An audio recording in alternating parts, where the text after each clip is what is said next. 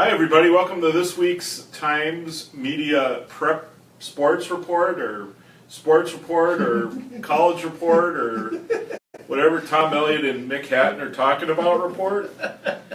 We're back for another round of this. We'll talk about all the high school games that we're aware of in our area, and then we'll give you some predictions and we'll talk a lot. Yeah, that sounds good. Is that all right with you if I talk a lot and you talk a lot too? Yeah, we'll try and talk a lot. Okay. Yeah, well, first of all, last week, by far, our worst week of predicting games. I had 4 wrong and Mick had 5 wrong, and I believe in the first 2 weeks we had a total of 3 games wrong. So we didn't do very well. We had Tech Moorhead wrong. We had Sauk Rapids Bemidji wrong. We had Ricori Becker wrong, which is one of the big games in the state, and Mick, we'll talk about that one a little bit. And then we both had Royalton, Belgrade, Bruton, El Rosa wrong. How about the Jaguars? Big upset of a state-ranked AA team. And then Eden Valley, Watkins, Holy Ford. I went with the Eagles. Mick went with the Huskers. It was an Eagle weekend. The Eagles pulled that off. Tell me something about Becker Ricori that I might not have gleaned from your nice feature on Keaton Ficker and the highlights that you had in the paper on Saturday. You know, I think, you know, one of the things I kind of touched on a little bit in there after I talked, well, the story or column or whatever talked about Keaton Ficker and his big game, but I was really impressed, I guess, with Ricori defensively. I mean, they were able to take an offensive team that has been putting up all kinds of points and passing and running all over everybody, and they really shut them down in the second half. And I was impressed by Ricori. I mean, they took advantage of, you know, a couple of turnovers, and you know, they didn't give up much after the first drive that Becker. It was interesting. Becker took early on in their first drive. I think it was about the 5th play of the drive. They were like 4th and 2 at like their own 32 or something like that, and Dwight Lundeen went for it and they got it, and they ended up finishing off the drive with their first touchdown. And I thought, boy, I thought it was kind of a pretty gutsy call for, you know, the field position that they had, and, you know, for the first drive of the game, and I was wondering with. Relatively, I mean, how well Becker moved the ball right away, what this game was going to turn into, and then Ricori just really played well. And you know, the other interesting thing, and you've seen Ricori play. I mean, you know, they rotate quarterbacks, and so there's it's kind of, they have a little bit of a different feel between the 2 quarterbacks when they're out there, but both guys can throw the ball pretty well.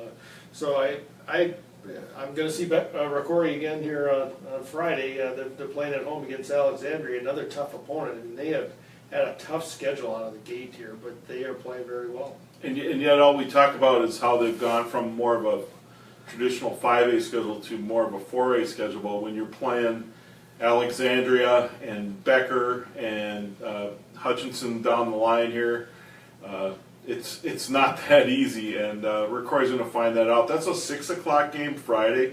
2 cool things. Ricori's hosting Alex in their homecoming game Friday. 2 cool things. One is that the cross-country team will be running the game ball in from Alexandria. Wow. They take turns, the whole team. Nobody runs the whole 60 miles or whatever it is, or 50 miles. And that's a cool thing to see. And then, and then they have homecoming festivities going on, and Hall of Fame. They're going to honor a whole bunch of people, including, guys you know, Ben Griffin there's a whole bunch. I'm going to miss somebody, so I'm not going to. Sarah Decker, Eric's sister, and a bunch of others. And so that's all part of it. That should be a fun one. I'm going to be at the Sartell Tech game, and that's actually, you know, we have a script here, believe it or not. It's hard to believe, but we were going to wait a couple of matches before we got to Ricori, but Sartell Tech is the game I'm going to be at on Friday night. Sartell is coming off a 34-14 loss to Apollo. First time Apollo's beaten Sartell, but there were some positive signs for Sartell in that game. First of all, they got their offense running a little bit. They threw a couple touchdown passes. Jordan Ock, who'd been out of the lineup, the senior quarterback, he found Brandon Carlson for a 38-yard pass. It was a pretty nice play. They found a mismatch on the defense. And then Ryan Jaguar also caught a touchdown pass later in that game. So there were some positive signs for Sartell. Tech's coming off a loss, and frankly, that was one of the ones we really got wrong. Moorhead got on an 18-0 lead and held on to win 18-14. This is a big game for Tech. This game's 7 o'clock Friday at St. Cloud State. Tigers need a win here. This is within their North Central Red Division, and it's also have impact in their section seeds and all those kind of things. I'm going with Tech. I got to be honest. I think Tech's going to come back pretty hard. I'm going 28-12 over the Sartell Sabres.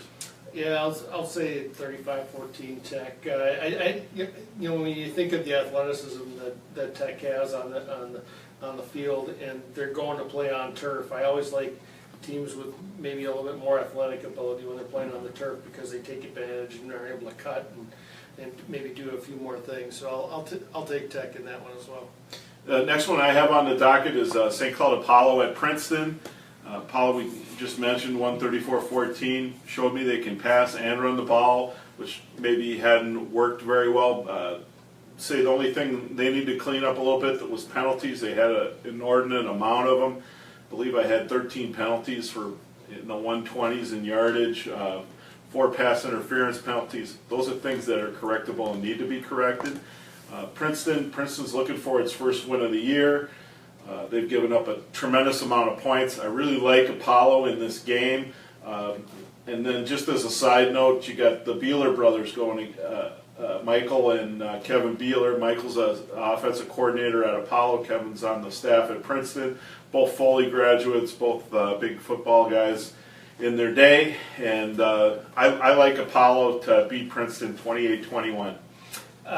Justin Scholarroot, I think you probably follow him on Twitter. He apparently cut his hair into a mullet this week because he said if the team played well, he was going to do it. He has a little picture and he kind of shaved a little something into the side of his hair.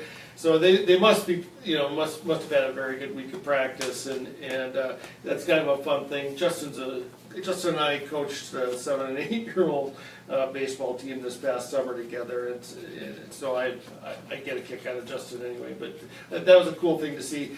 With them having, we'll assume that they've had a good week of practice, and you're going to assume that?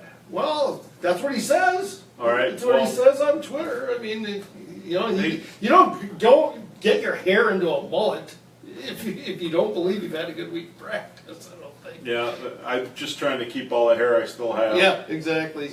I'll go with Apollo. I'll say that Apollo. Let's see, 32-17. How was that? Sounds good to me. We move back into the North Central White Division. Nobody in the area, I think, has played a tougher schedule right now than the Sauk Rapids Storm. Yeah. They're host to the Brainerd Warriors.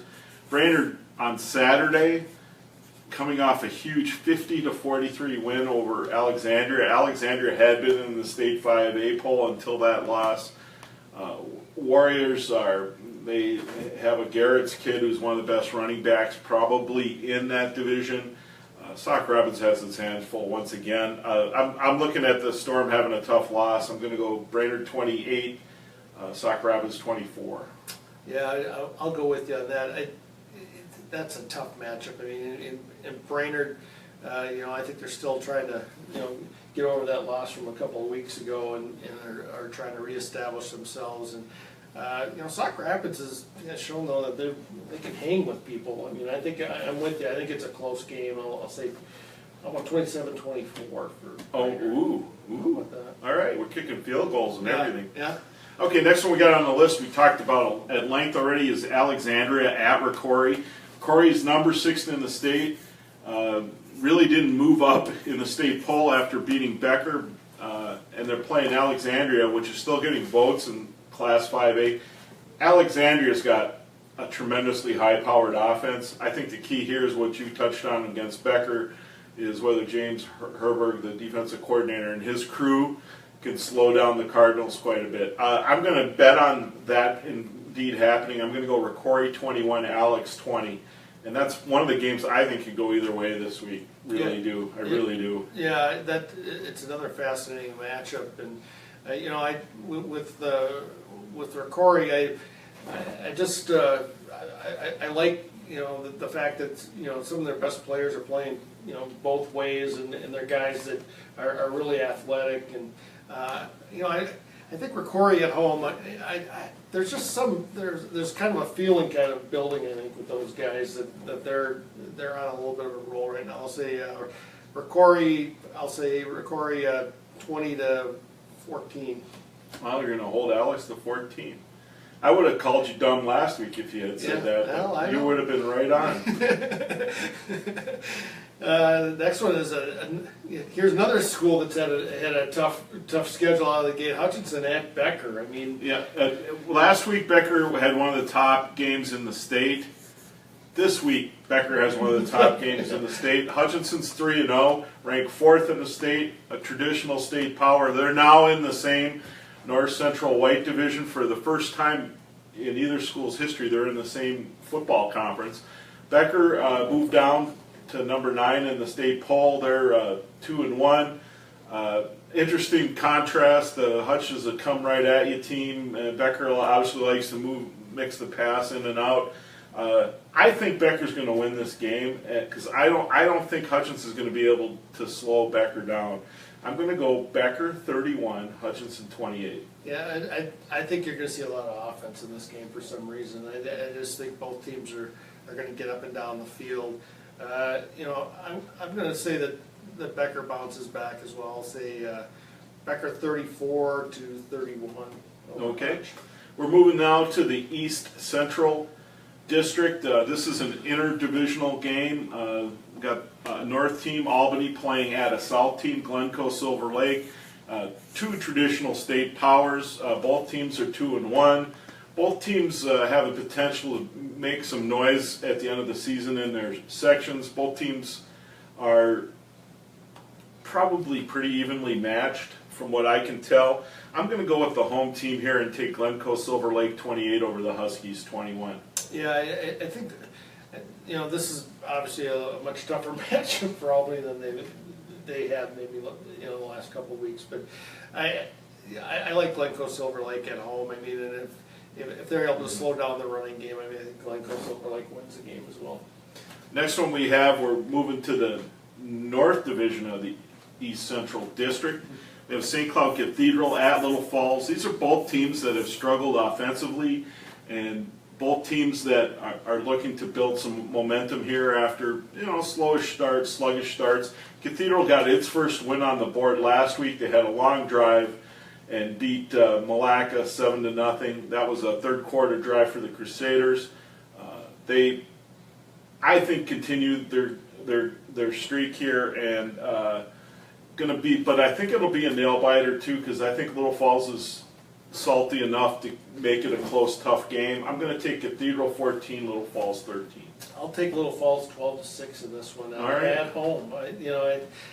It'll be interesting to see. I mean, if somebody's able to break out a little bit offensively, and maybe take control of that game, because like you were mentioning, both teams have kind of struggled to score points at this point. If somebody's able to get a couple of touchdowns, it's going to be a big hill for the other team to climb.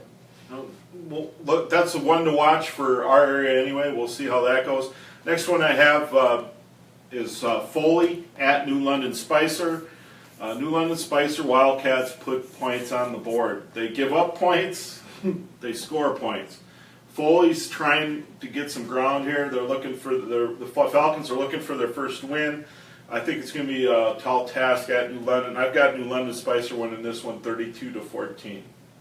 I'll say New London, 28-20. Okay. But and where's the Hatton family from again? Yeah. My dad's from Foley. And what year did he graduate from Foley High School? Oh man, Tom. He played with Norm Groh on the basketball team. I want to say it was 59, I think. And for all you kiddies out there, Norm Groh was the greatest scorer in Minnesota history back when they had 18-game regular seasons. And no three-point shot. No three-point shot. He ended up getting a full ride to the University of Minnesota. This is late 50s, early 60s. You don't remember the year your dad graduated from high school? I think it's 59. All right. And then that record stood for 30 years until Joe McDonald from Chisholm broke it. It's since been broken. They play a lot more games now. Offenses are a lot different. Three-point field goals. But Norm Groh is probably one of the great players of the second half of the 20th century. Yeah. So that has nothing to do with football or this game. But I just wanted to point out that we have a slight Foley bias in the room. Yes. Okay, then I have got Zimmerman at Malacca. Oh boy, Zimmerman's undefeated. They're 3-0.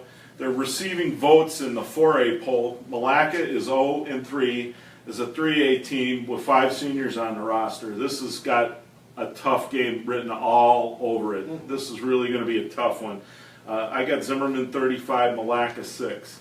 I'll say 38-0 for Zimmerman in that one. Well, I'm going to root for the Wolves to get some points on the board because that's one of the things that they're shooting for right now, running that triple option offense. So we'll see if that can happen. We're switching gears again, Mick. We're moving to the Mid-State Sub-District 1. Now, for those of us old-timers, that would be the Central Minnesota Conference. Of course, Piers at Melrose, people go, Melrose, what are they doing there? Well, that's what they're in district football, and it's really been a good fit. I think Dutchman, where their program's at, that Mid-State Sub-District 1 is really entertaining. 18 conference. Everybody seems to be pretty balanced, and there are a lot of good games coming out of it every week. This one should be interesting. Melrose has one of its most experienced teams in the last 5 years, more than 20 seniors. Piers was rolling along.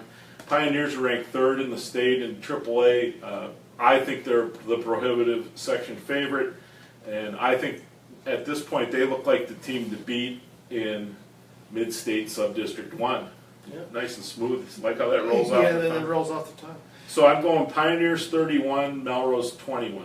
So you're expecting a lot of points in this game then? Yeah, I think so. I think Melrose can do a couple things, but Piers is hard to stop, and I think that's going to be ultimately what's going to harm. What's the strength of Melrose offensively? I mean, what do they do? They like to run. They have 3 good running backs. They have a very good junior quarterback in Regan Nelson.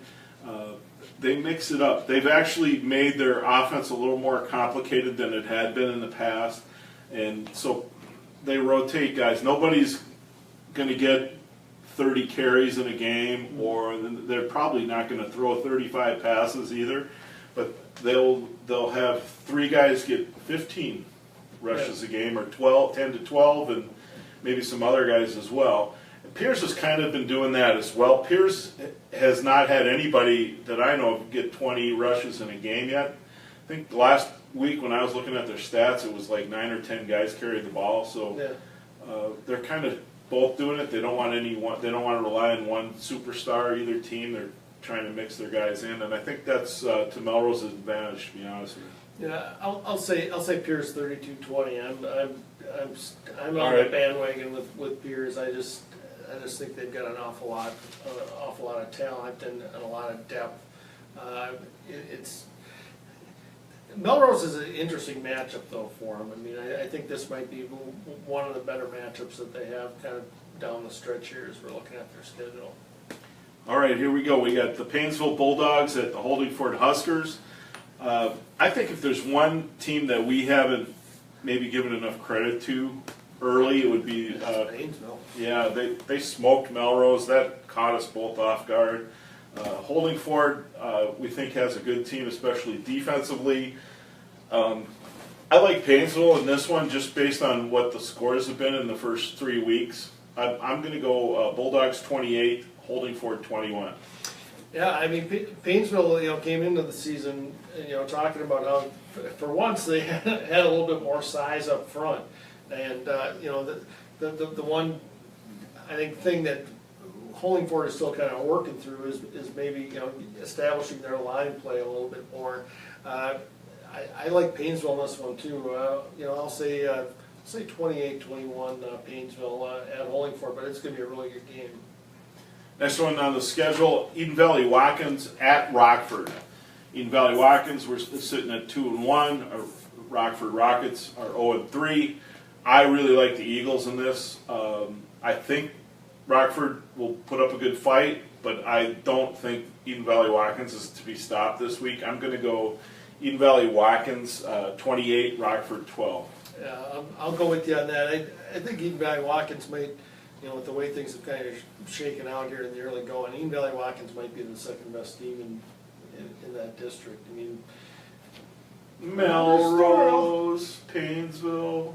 I don't know. Well, Maple Lake. I was impressed by that. Maple Lake. I was impressed. Maple Lake beat them. I hear you, but I Nudie, Irish.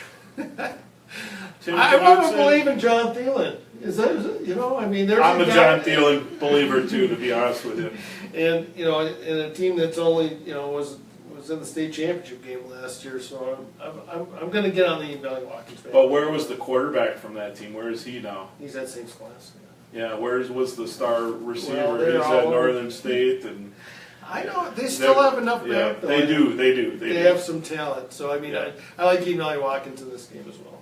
All right, then we're shifting gears. We move to the Mid-State Sub-District 3. And these are mostly Class A guys, although there are a couple of Class AA sprinkled in there. First game on the docket, I have Kirkhoven, Murdoch, Sunberg at Kimball. Now, some interesting things is Kimball could have beaten Belgrade Brute and Alrosa 2 weeks ago, lost 13-6, and was threatening at the end of the game to at least pull that within one and maybe a 2-point conversion away from winning. Then BBE goes and beats a 2A team that was state ranked in Royalton last week, 24-8. Kimball's closer than we realize here. They really are.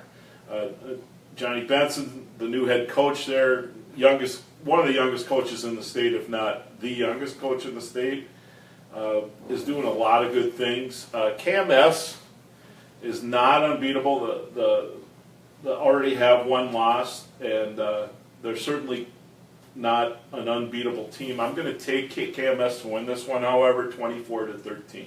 See, now you won me over there on Kimball. Okay, well, so I'll say, I sold it, huh? Yeah, you sold me. So I get a good grade in debate class. How about this? I'll say Kimball ends the streak. They've had a long losing streak. We'll say that Kimball wins 13-7. How about that? So how many diet soft drinks do you owe me right now? I think 2 so far, but I'll owe you a lot more. Let's get you up to a 12-pack by the end of the season, just so I can. Love the ceremonial handing over of the 12-pack. All right. And then next one on the docket, I've got New York Mills at Royalton.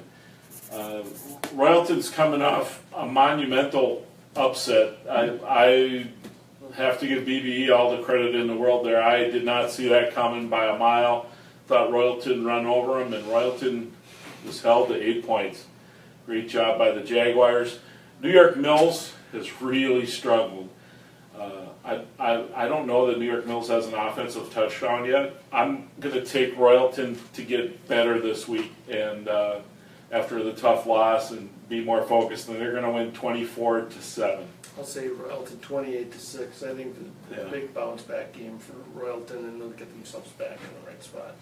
All right, well, we have that one. Maybe we ought to talk a little QRF, since we still got a little time here. It's a website called minnesotascores.net.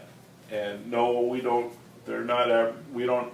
advertise, they don't advertise with us, but they do these QRF rankings at many, many sections in the state in a variety of sports.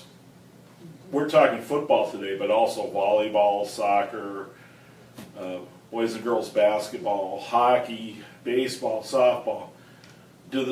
It's a proprietary power ranking that determines where you're ranked within your class, and it came out for the first time. It comes out after a certain number of games in each sport. In football, it's 3 games, and so it came out this week, and there was some fascinating stuff with it every week that every time I see it, and it can tell you that, for instance, we talk about St. Cloud Tech and Sauk Rapids being in a really tough section. They're in a really tough section. Elk River and Osseo and the gang are all way, way up there. It's one of the toughest sections in Section 5A.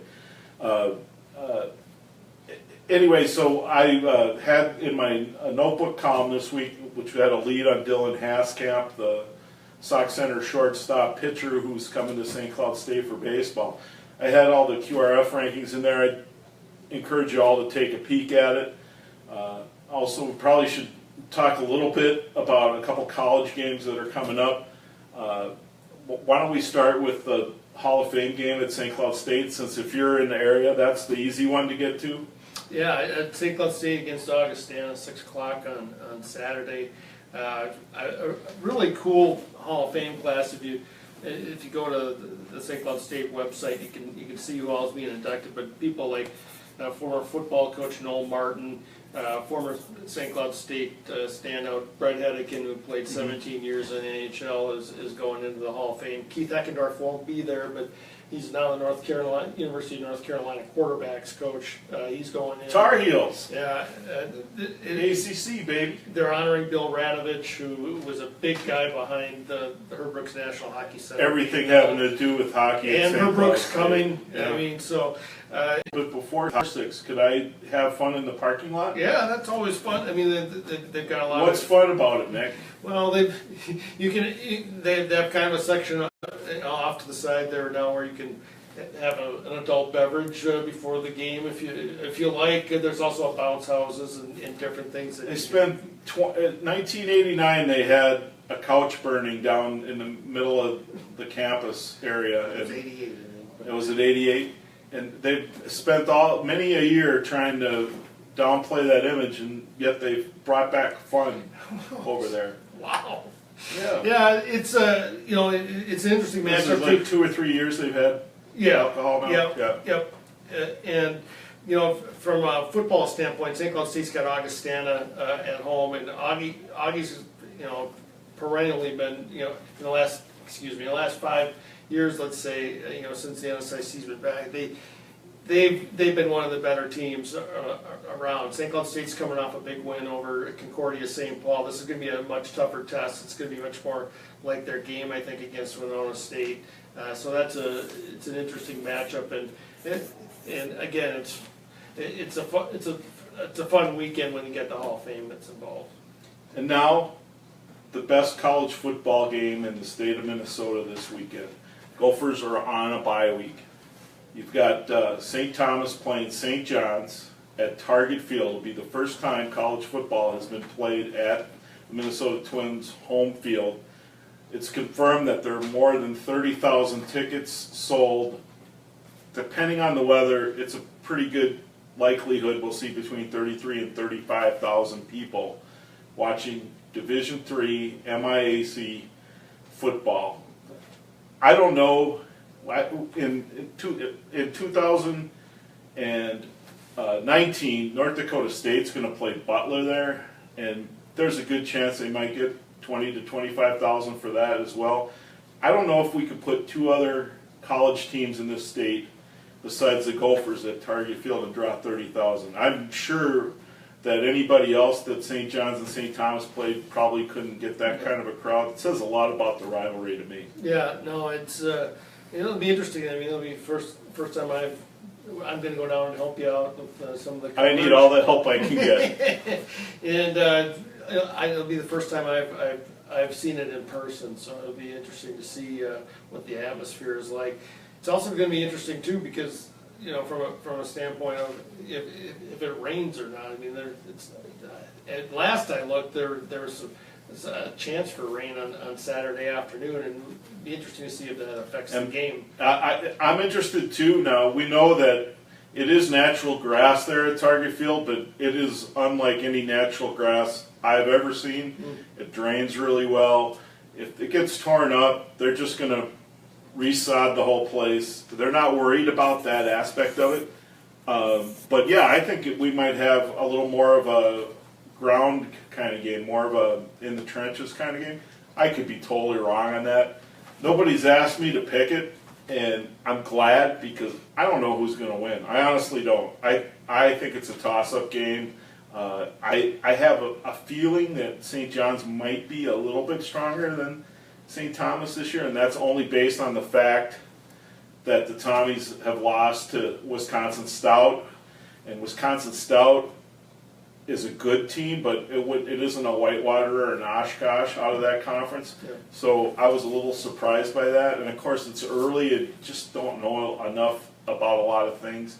I know this, it'll be by far the best game St. John's has played this year. They haven't played anybody yet. This is the game where they're playing somebody. So, and plus there's going to be an inordinate amount of media attention.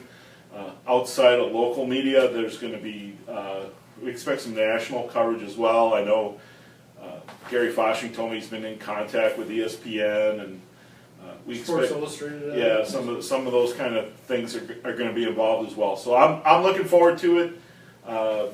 Look forward to all the coverage on Saturday night at SCTimes.com. One other thing we should Oh, mention. you want to mention something else? Yeah, I mean, there's been a slew. It's a good thing we don't have any commercials. No commercials and no Right. time limits. So, one of the things that's really popped out at me here in the last week and a half has been the number of area kids who have committed to play play There's sports more at coming St. Cloud than we've reported. Right, Even right. More we got. Drew Bolson, from You're St. scooping Cloud. us. Well, he put it out there on Twitter, All right. and we're gonna try and get a hold of Drew here, but he's verbally committed. Tech catcher, great hitter. Dad was a star at St. Cloud State back in the day. Andy Bolson, a former MVP of the state amateur tournament for the Cold Spring Springers. Yeah, he's somebody we need to talk to. Also, The Sox Center, you broke that earlier this week. The Sox Center Mason shortstop. oh, no, Dylan Haskamp. Haskamp, St. Cloud State, when we talked about that one. Also, Mason Tyson is going to be the second Sox Center Main Street girls basketball player to do a Division II commitment. She's announced to the world that she's going to Minnesota Duluth. Her teammate, Peschel girl, Kelsey Peschel, she's coming to St. Cloud State. That was announced earlier this summer. That's pretty amazing that they've got 3 Division II scholarship kids at Sauk Center, a small school at one time. Yeah, and in the last week, there have been 3 area boys hockey players who have Some really good ones. who have committed to play hockey for St. Cloud State. Nate Warner from Cathedral, who's going to be a sophomore, had a Read all about it at SCTimes.com. Right. He's going into his sophomore season at Cathedral. He's committed. We got a story on him. There's a story on Ben Ward from. He's from Annandale High School, played for Monticello, Annandale, Maple Lake last year. That just went up on our website. I'm going to be talking with Spencer Meyer, a defenseman from Sartell, who's playing for the Fargo Force this year. Was a senior and was one of our players of the year, finalists last year. 6'2" defenseman from Sartell, who also is verbally committed to St. Cloud State.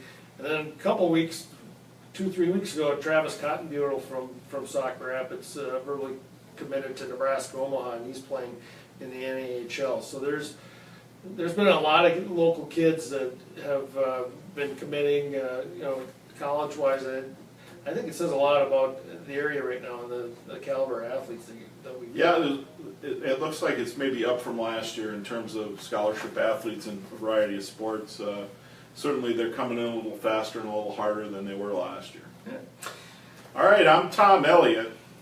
This is Mick Hatton, and we're really happy to be here. I'd like to thank Christopher Beeth for being the behind-the-camera dude, and we'll be back next week at 2 o'clock Thursday. Thanks for paying attention, and hopefully you'll come back.